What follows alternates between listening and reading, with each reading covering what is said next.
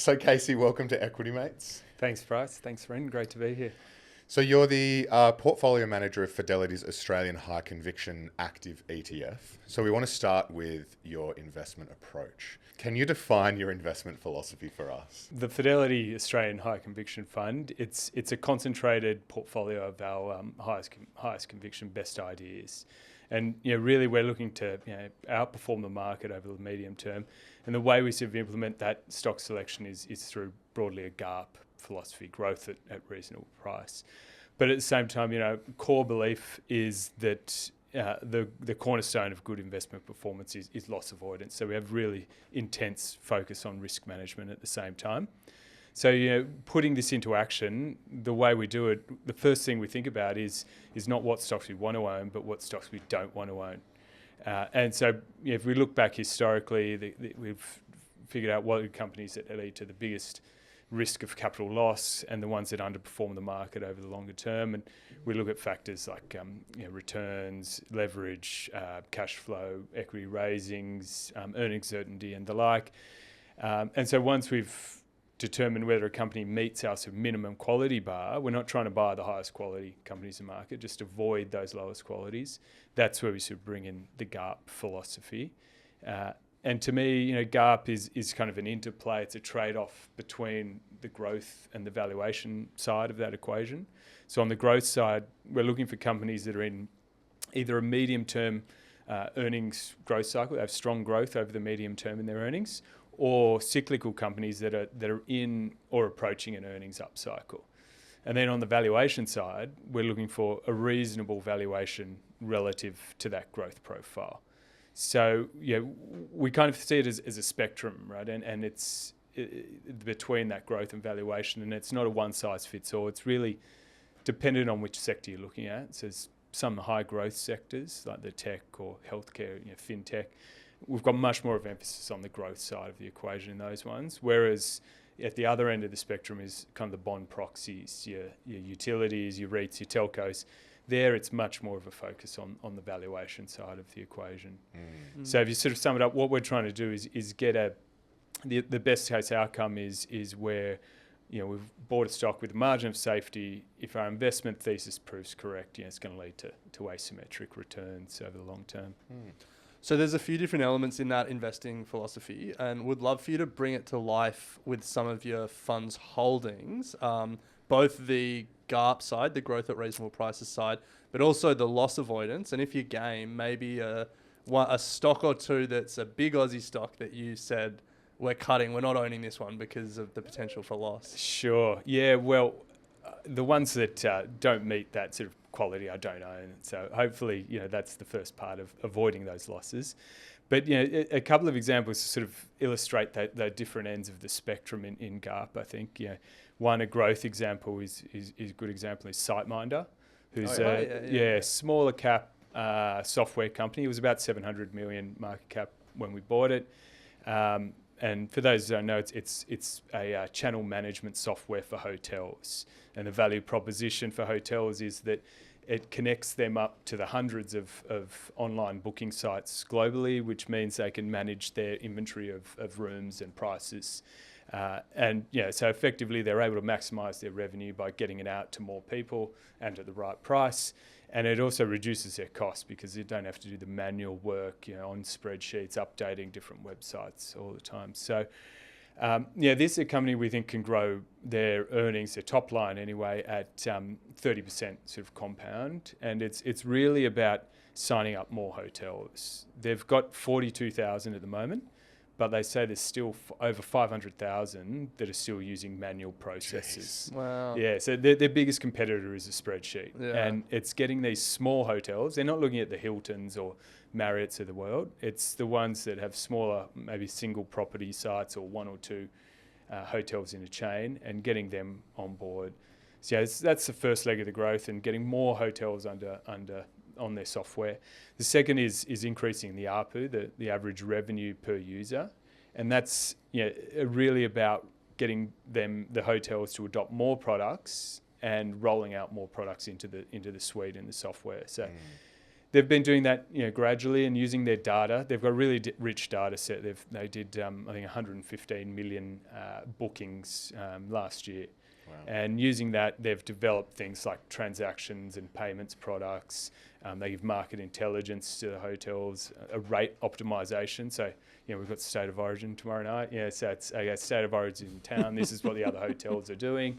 Up your prices by this. I've got to put my hand up and say I've looked at hotels in Melbourne for the AFL Grand Final weekend, and they are Mr. Sydney Swans over here. Certainly optimizing their inventory based on events going on that weekend. Yeah. I mean, those events are pretty easy to optimize, but it's other things. Triple your price. They get more intelligent as they go and find out what other hotels are doing, and they optimize your rates like that as well. So, the two of those combined mean they can sort of grow their revenue at that 30% compound, and they've just hit break even.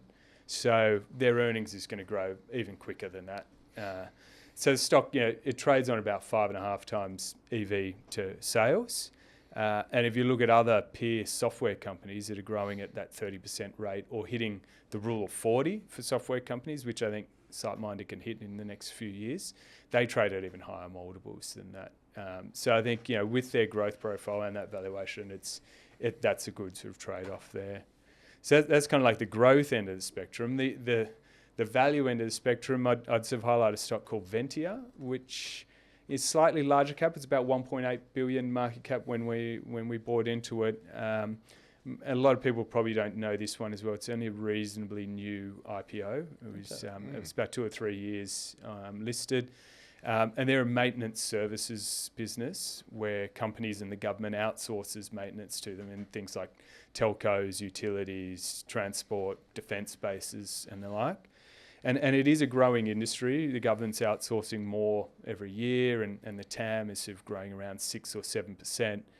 But Ventia is growing quicker than that. They're taking share given they have a national presence and the best risk management of their projects as well.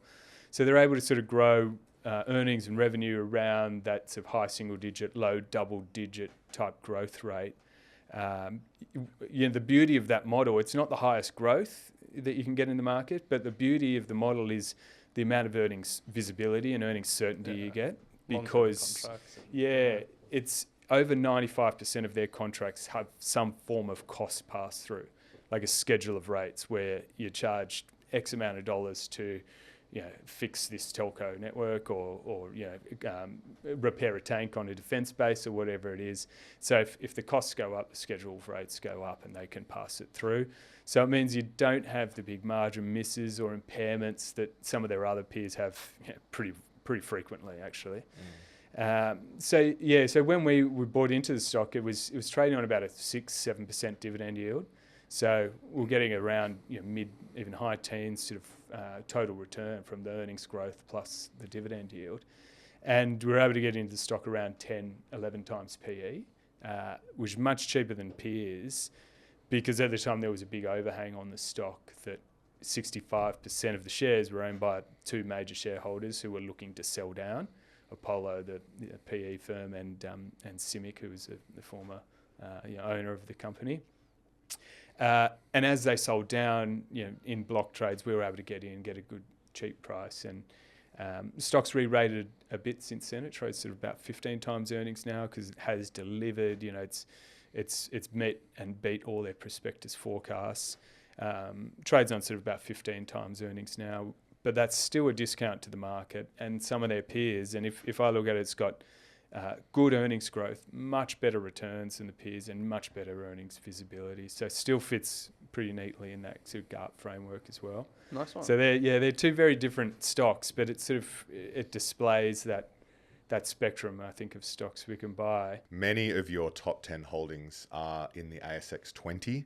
You've got CSL, BHP and CBA. Now, given the weighting that they have in the index itself, why should we consider an active Australian fund? And I guess looking at GARP, is there actually any growth left in those big names? Yeah, no, I think that's a very fair question. And you're right, our largest holdings are the large cap stocks. And that's somewhat down to liquidity and risk management reasons as well. But what I'd say is look outside the top 5 or top 10 holdings in the fund, because it is a broad cap fund. We can go anywhere from the largest stocks in the market all the way down to small caps. And like you say, we do hold BHP, $220 billion market cap. But we also hold a stock that's 300 million market cap, and we're one of the few sort of institutional investors in a stock like that as well. And I think if you sort of look at the portfolio in its entirety, we have almost half of the portfolio in stocks with a market cap of 5 billion or less, so mid and small caps. And the active money, which indication of how different we are to the index, it's around about 60%. And to me, that's the sweet spot where you still are taking enough risk to get a return that can beat the market. But at the same time, it's not so much risk that there's big swings and roundabouts. So risk management is tightly sort of held as well. Mm. So we think it's the right amount of big and small, and overall, I think a lot of the alpha opportunities will come in those mid and small cap names that we do hold in the portfolio.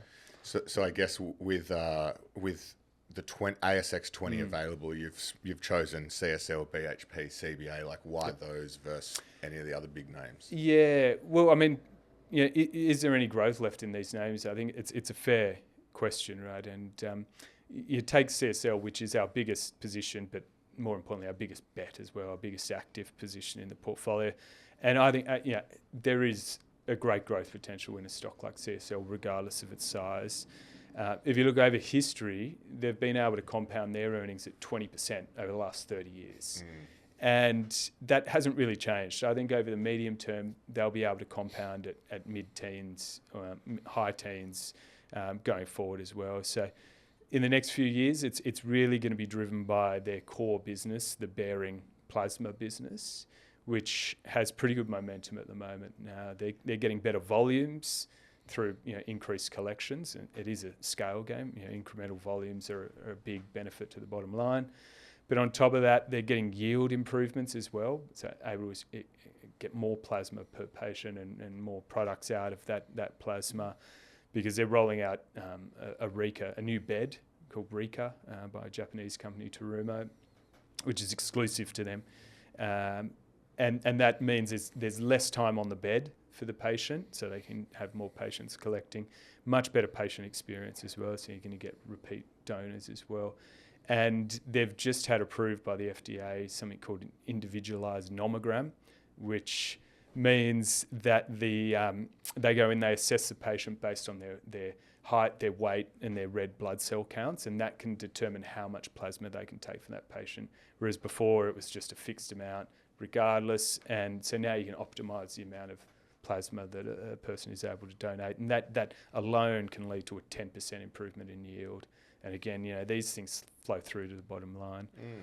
And then, on top of that, their margins are improving because donor fees are coming down, the amount they need to pay to donors in the US to do it, because really their competitors are in a bit of financial stress, Grifols in particular, which is very highly leveraged. So I think it's a pretty good space to be in. I think that bearing business has a really good runway, and it's coming at a time when V4, which is a recent acquisition of theirs, is not really performing. It's got a period of weak growth because there's generics coming into that market.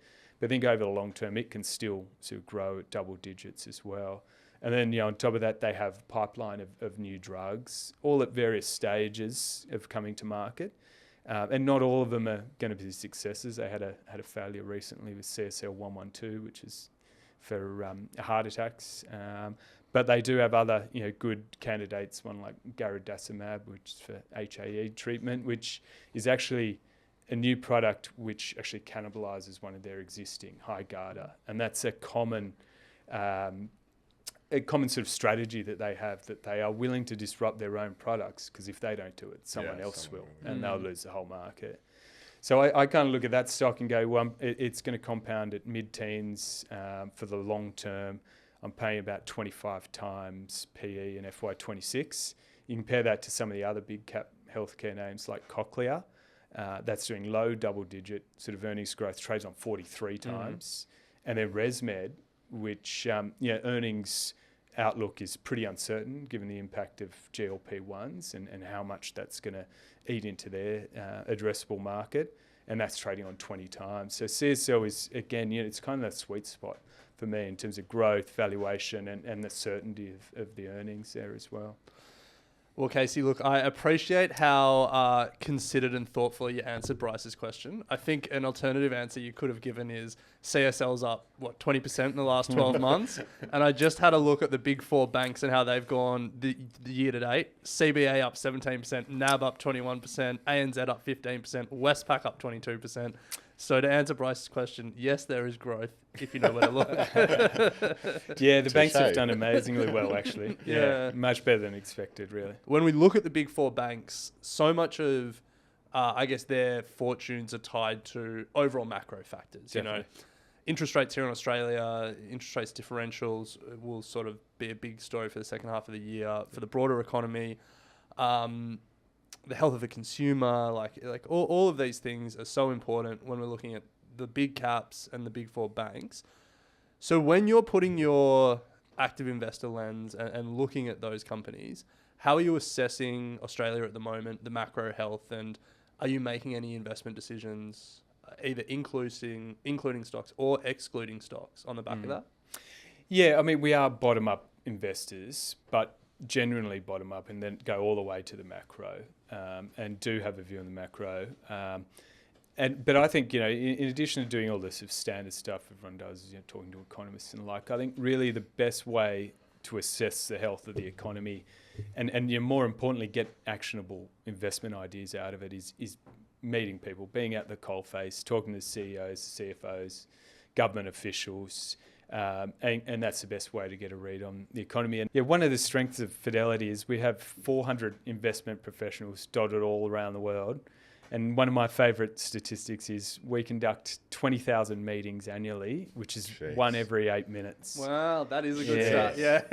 Yeah, and it's really this global view that you can, that's how you generate these unique insights. And we are able to distill that huge amount of information. We do a monthly analyst survey as well, where we poll the analysts and ask them what the companies in their coverage, what they're telling them in terms of things like management sentiment, the outlook for the industry, leading indicators, how costs are trending as well. And you can break it down by industry, geography, and over time it's a really valuable way to distill the macro down into a few sort of metrics as well. You guys could make some serious content. Yeah, I was just thinking that. Flick us the report. Yeah, you want us to run your content? We'll do some stuff with it. Jeez. So I guess how do you, distilling all of that into the most annoying question in finance, where to next for the overall economy? Any view? Yeah, well, I mean, for Australia, anyway, I think a long-held view was Australia wouldn't have a recession. We're still in that view, and I think the probability of recession is coming down. But what looks pretty clear is that growth is slowing and inflation is sticky, and the two of them are inherently linked. And if you think about inflation, what I kind of see is a three-speed economy within the inflation.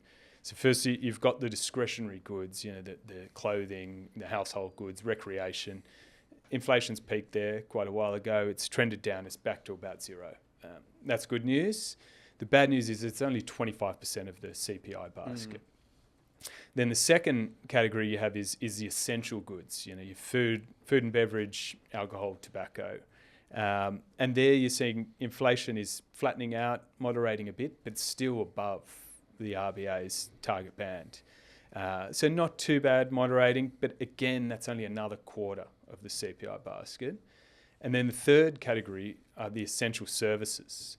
That's things like transport, insurance, housing, and the like. And here on these ones, you're seeing inflation's really high and even trending higher.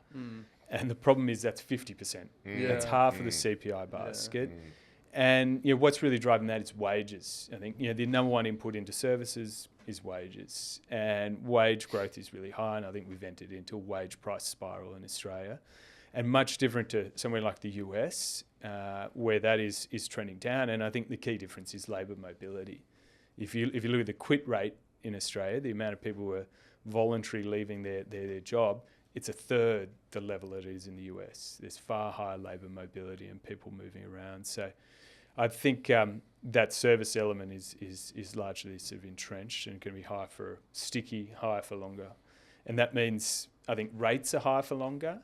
And the key area of the economy that's going to suffer is consumption, I think.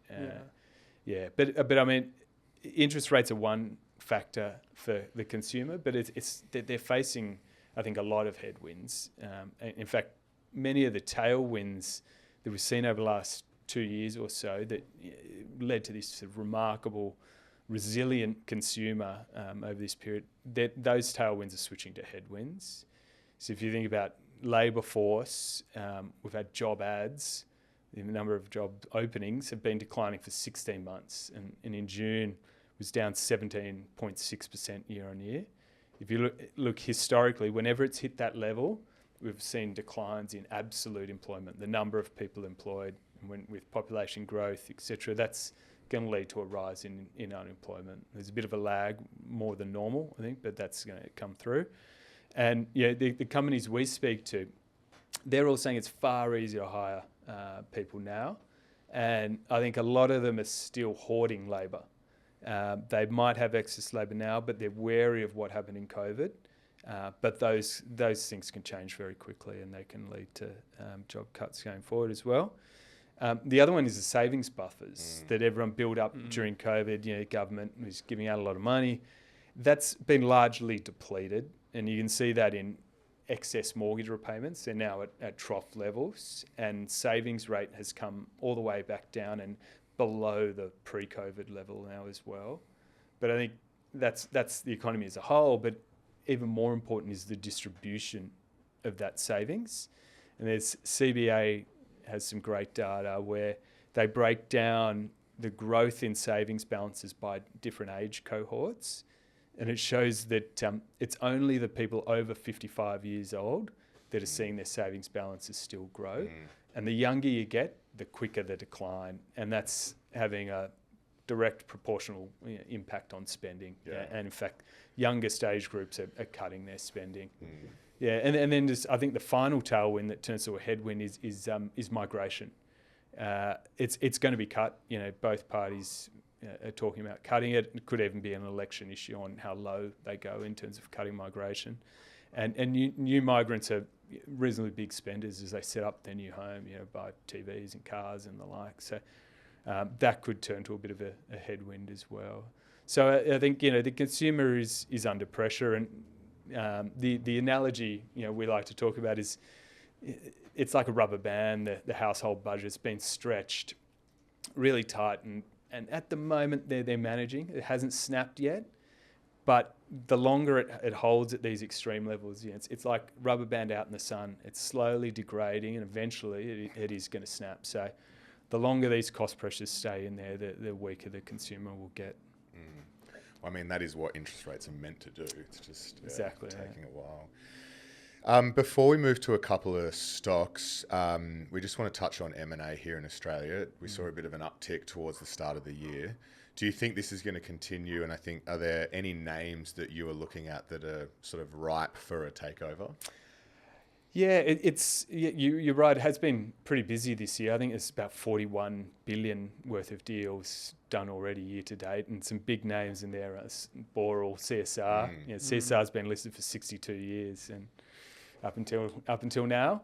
And I think we're at a pretty interesting juncture for M&A because of the new M&A rules that the government has proposed. I think they're going to have a big change on the M&A landscape because they've effectively reversed the powers now. And they say the ACCC can block a transaction if they think it is going to be a significant lessening of competition without going to court. And now it is the company's burden to prove that it won't be a lessening of competition. What was it before that? Previously, the ACCC had to prove it was a lessening of competition. So that blocks them initially. But it also captures the creeping acquisition. So if either the acquirer or the target has done lots of small acquisitions over the previous 3 years, they take that into account. And they haven't announced it yet, but there's going to be mandatory reporting of all deals over a certain threshold. They haven't announced the threshold, but it's likely that widens the net as well. So none of these rules have come into place. It's proposed to come in the 1st of January 26. So what I think it means is that if there's a lot of these companies that have a strategy of doing roll-ups, gradually buying company after company, consolidating the market, that it could kill that strategy. And maybe, or massively accelerate that they're strategy. like 2026, let's go, let's go. That's the other thing. The next 18 months, there could be a rush to get the deals done before the new rules come into place. Or longer term, it could push them into offshore markets to do strategies like that. And generally, Australian companies haven't had a great track record in offshore M&A.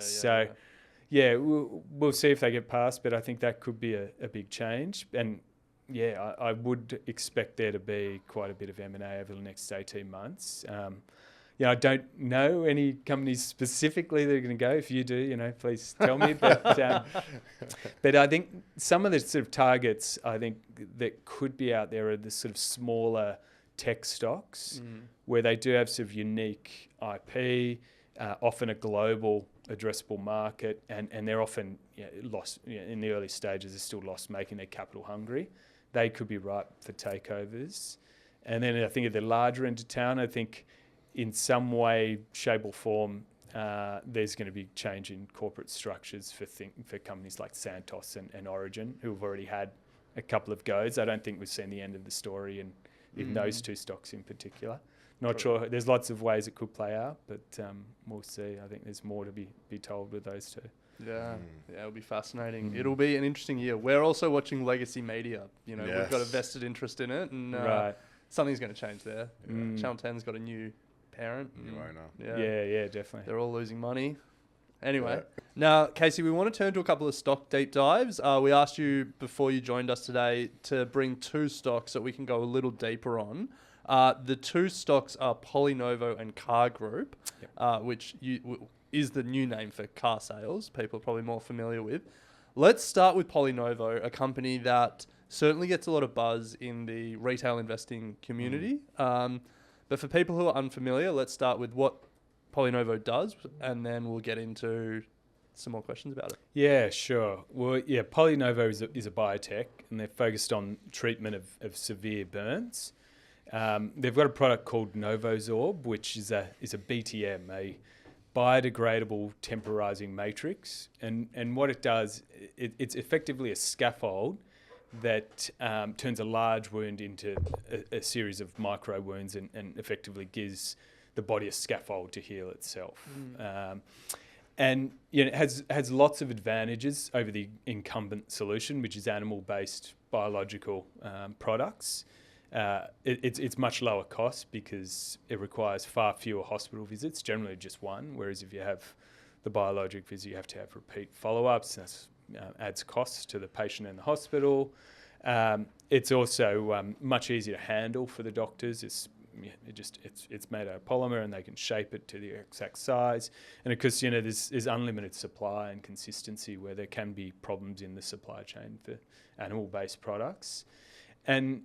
But on top of that, it has better efficacy than the current products as well. It leads to less risk of infection, which it makes sense when there's animal products. There can be a high risk of infection, and that means there's less chance that you need a skin graft, and it also reduces the scarring as well. So I think it's fast sort of becoming the standard of care in the treatment of burns, and that's a technology PolyNovo developed and owns, and is well protected with a series of patents. Is there something about Australia and this kind of technology? Because I'm just thinking, we spoke to the CEO of Aroa years ago. Is it just that there's a lot of these companies, or does Australia and New Zealand somehow have some advantage here? Yeah, but also for burns, isn't it? It is, yeah. I think Aurora is mainly targeting trauma and diabetic foot ulcers, which is another indication, but it is similar technology. Yeah. So yeah, I mean, it's a good question. I think there is good partnerships with research institutes in Australia, and we definitely punch above our weight in biotech and medical devices for sure. And it's good to see. I think those sort of companies are still coming to market as well and listing on the equity markets. So when you were looking at PolyNovo, what was the moment you thought, there's something here, this company could be quite interesting? Yeah, there was probably two things. I think it was really that the burns market is a pretty large market globally, and the second is that it was much more of a platform technology. So in burns, it's about a $1.2 billion market annually. There's something like 9 million incidences of full tissue burns as well, and PolyNovo are just at the very early stages of penetrating that. So they've got a really long runway in burns. And then on the other side, the platform technology, what I mean by that is that they got this one base technology, the BTM, but they can use it for multiple different indications. So like Aurora that we talked about, the other indications, they could go in a trauma, diabetic foot ulcers, breast reconstruction, hernia, even infections like necrotizing fasciitis, which is bacteria, that skin-eating bacteria. So they got options to grow in many different ways using the same core technology as well. And it's really the doctors, the key opinion leaders that are driving this change. They've taken up the adoption in burns, and they're actually using the product off-label for these indications. Hasn't been approved, but they're using them for the other indications and giving sort of feedback to the company, and that's how they're developing and getting approvals for other indications. Right. And so when you're building out your thesis, taking that into consideration, how big can PolyNovo get? Yeah, it's a good question, because I mean, if you just look at trauma, it's double the size of burns. It's about a $2.4 billion market, much more fragmented because there's a huge range of trauma that they possibly treat. But if you add all these different markets on, it can be a lot bigger. But yeah, at the moment, I think that's kind of option value for the stock. The core thesis is really on the burns product rolling out. So they've had good success already. In Australia, it's 60% market share. Germany, it's about 56%. They're the market leader in the UK as well. But it's really about the US. That's the biggest market for pretty much all medical products. And they've already got into the top 400 burns hospitals, but now it's about ramping up the sales. So they're building out the sales team to do that. And then it's about entering new markets, some big markets like India, and also the rest of Europe as well that they're not in. So that's the core. Plus, they've got price that they can trigger as well. It's mainly a volume story. There is price because they're still half the price of the incumbent solutions. And then I think then I add on the option value from going into they've got some success in trauma, and again it's being led by doctors who are using the products, looking for an easier way to treat these injuries other than plastic surgery or skin flaps. And so that's they've got a little bit of traction on that, but it's really a very long runway for the rest of them. Now, it sounds good, but there's always risks when we're looking at a company like this and building a thesis. So what are those particular risks you're looking out for, and what would be a signal that the thesis is broken and you might get out? Yeah, no, there's definitely risks. I mean, they've just hit break even again. They do have a good balance sheet that should see them through, but it's definitely a risk. And they're also in the process of expanding capacity. All their capacity is in Melbourne. And they're expanding it fivefold, which see them able to do about 500,000 devices per year. But that in itself is a bit of a risk because you mentioned US will be their biggest market in the near future. And if Trump gets in, he's talked about a 10% tariff on all imports. Oh, true. Yeah. Got it. It's going to affect everyone. Yeah. I think it's likely medical healthcare products get carved out of that. But that is a risk. Their healthcare system's expensive enough. Exactly. Yeah, you wouldn't want to be blamed for increasing healthcare costs. So but it's a risk that they've got to manage. Then there's competitor products. We mentioned Aurora. There's others in burns plus the incumbents. So it is competitive market as well. The other thing is they are doing clinical trials in these other indications. If they get poor results in them, that is a risk as well. But as I say, it's about rolling out the product in burns, which is fully approved. Doesn't need any or more approvals. So to close out today, Casey, we want to move to Car Group. Can you just give us a refresher on what the company does, who they are? Yeah, sure. Yeah, well, Car Group, formerly known as carsales.com.au. And why did they change their name? Yeah, it's a good question, and it's core to the thesis actually. Okay. So they own carsales.com.au in Australia, but really Australian business is still good. But the thesis is really about internationalisation of the company. And all the other websites, online classifieds they own, none of them are called car sales. True.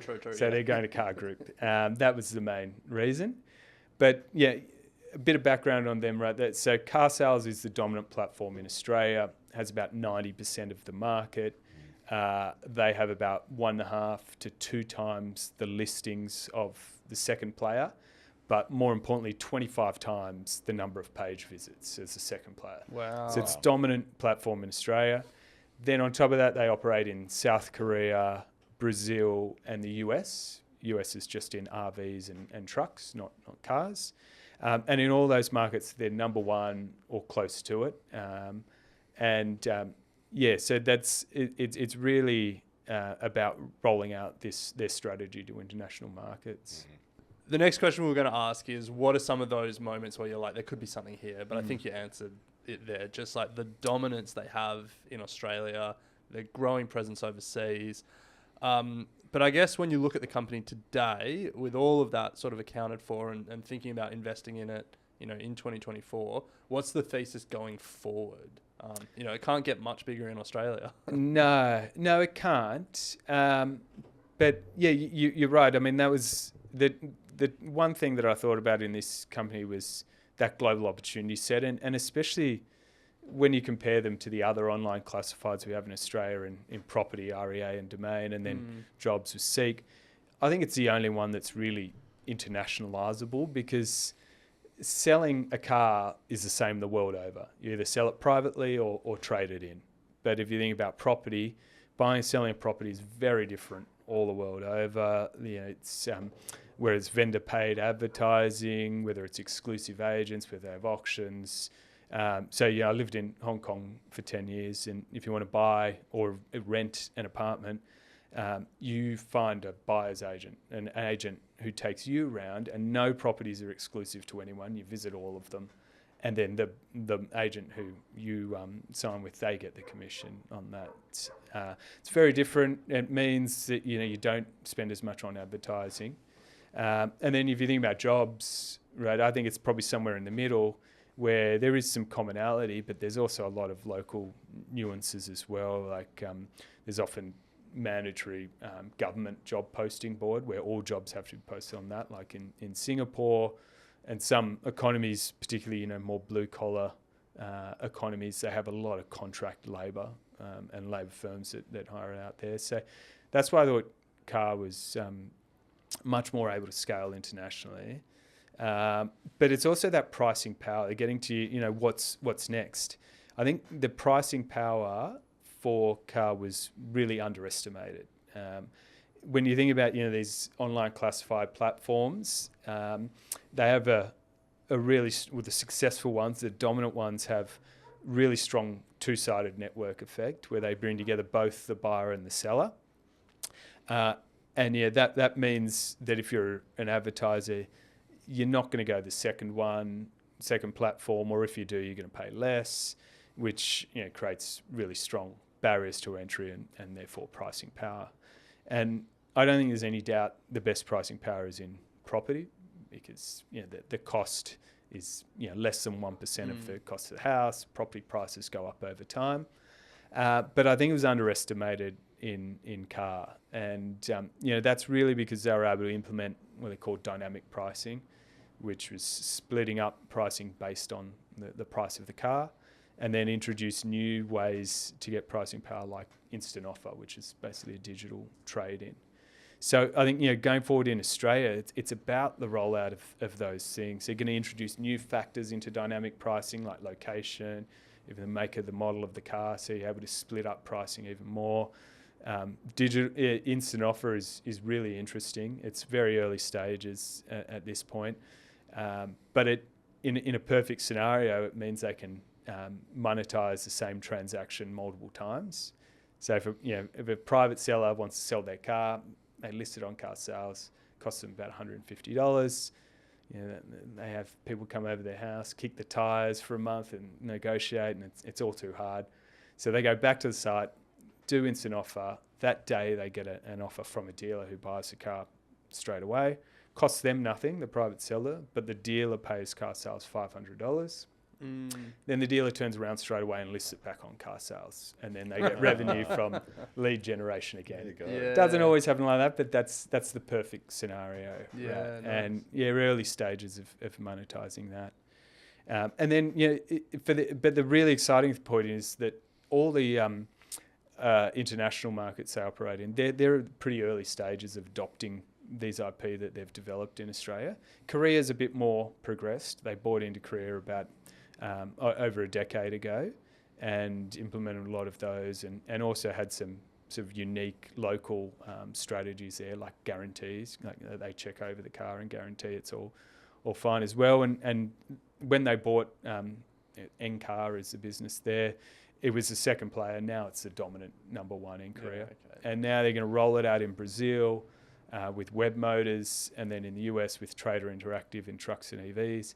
And these are large markets. They're 2 to 4 times the size of Australia, and at very early stages. And then the other, I think the final part is media in Australia, but globally as well. It's sort of underappreciated part of their business. Because they have pretty unique and rich data set that they can give to the advertisers, which generally auto OEMs, dealers, or insurance companies, something related to auto. But they can use the data they have to target the customers based on location, what stage of the buying cycle they're at, what segment they're interested in, SUVs or small cars, and then what brands they're aware of and like as well. So they've just totally restructured that business in Australia as performing really strongly, and I think it's about rolling that one out to international markets as well. It's a fascinating story. I guess to close it out, where do you see the risks with an investment like this? What would break the thesis? And in particular, I'm interested if you have any thoughts on any competitive business models that we might see overseas, like Carvana is the one that comes to mind. Yeah, and you do have competitors entering Australia as well with things like similar to the digital instant offer as well. But I think the success of these things really comes down to who has the most eyeballs. And if you can have a good offer where you're getting the most traffic through your website, they're probably going to be the win. And it's really hard for these incumbents to break into that. You've seen Cars Guide, Gumtree have been trying for a long time in Australia, and no real success. So it is a risk worth monitoring, but for now I think it's generally a winner takes most type business in online classifieds.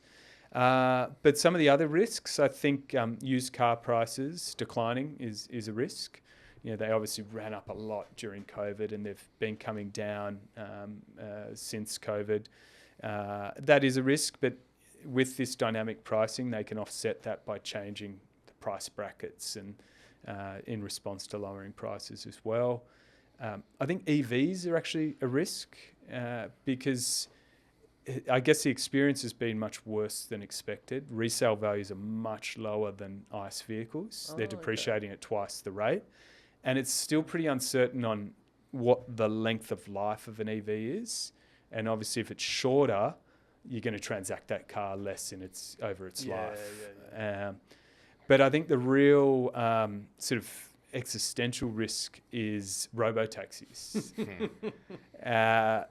Because the private car is utilised so little. If you can have robo-taxis replacing private cars, that is a big threat. There's none in the market now. Even when they are, it's going to take a long time to replace the whole fleet, but that is definitely a risk. Well, good news for you there, Casey. Elon Musk came out at the back end of last week and said he was going to announce their Tesla robotaxi in August. Now it's October. I would hazard a guess that that's going to get blown out as well. But look, it's certainly a risk worth watching. And I think both companies, PolyNovo and Car Sales, fascinating ones that we'll all be keeping an eye on. Nice. Well, Casey, that does bring us to the end of today's episode. It was in celebration of Fidelity's active ETF range. Today, we were discussing the Australian High Conviction Active ETF. The ticker is FHCO. And backed by over 50 years of investment experience, Fidelity's new range of active ETFs cover India, Asia, concentrated Australian equities, and global small and mid caps. It puts the 400 investment experts that Casey, you spoke about, at your fingertips. So access the best of Fidelity's hand-picked investments in just one trade. For more information, you can head to fidelity.com.au. But Casey, absolute pleasure today. Thank you for taking the time. We really do appreciate it. Thanks very much, guys. I enjoyed it. Thanks, Casey. Equity mind. I will say this about investing. Everything you do learn is cumulative. What I learned at 20 is useful